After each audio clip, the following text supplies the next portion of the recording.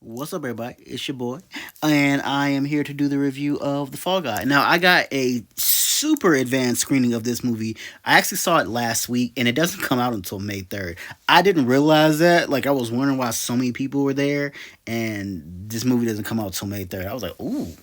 But the story of The Fall Guy follows Ryan Gosling and Emily Blunt's character. Now, Ryan Gosling plays Colt Seavers, a stuntman.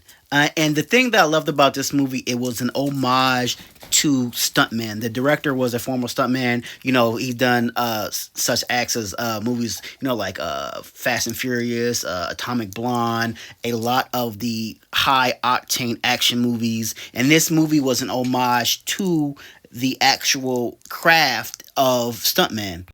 Now, Ryan Gosling plays Colt, who is obviously a stuntman for one of the world's biggest action stars, and two, a happens on set where he falls and eventually ends up breaking his back almost and kind of puts him out of action, and he gets in this kind of downward slump until the big action star Howie, played by Aaron Taylor Johnson, who a lot of you might know from either 2016 Godzilla or the hit movie Kick Ass. He is the world's biggest quote unquote actor. I mean action star, and one of the world's biggest actors in this movie.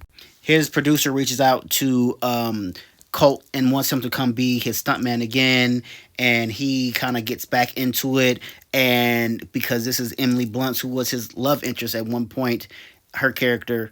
Now, things become odd for Ron Gosling's character, Colt, that he has to now find what's going on with Howie's character who has disappeared. And now Howie's producer has secretly tasked Ryan who has secretly tasked Colt to find Howie before the studio gets the word that he's been missing.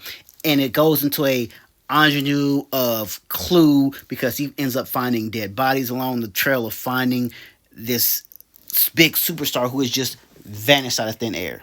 Now, I know that's a long kind of convoluted plot, but this movie isn't as straightforward. Like you think it's one thing and it's not. But the things that shined about this movie were the action, the suspense, the drama, and the comedy. Like Ryan Gosling and Emily Blunt are magic in this movie.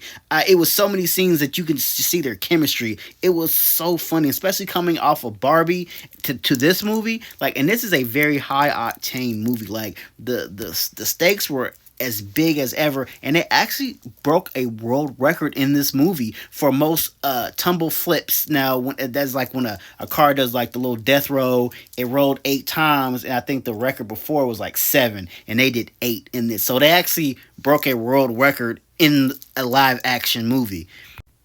So it was just funny to see that this movie being an ingenue to in respect to the stuntman, and they actually break a world record, against world book record, for this. But I have to say, like, this movie was hilarious.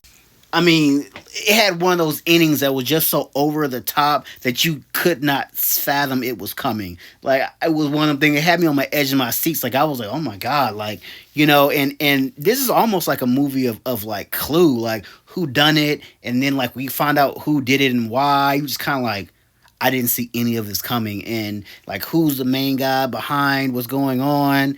It was one of the movies where I just like I was on one path and it took another path and it took another path, but they all led to a good path of it being a good movie. So the movie doesn't come out until, like I said, May 3rd. So you guys got a minute before it comes out, but highly recommend you guys going to see this movie when it does come out.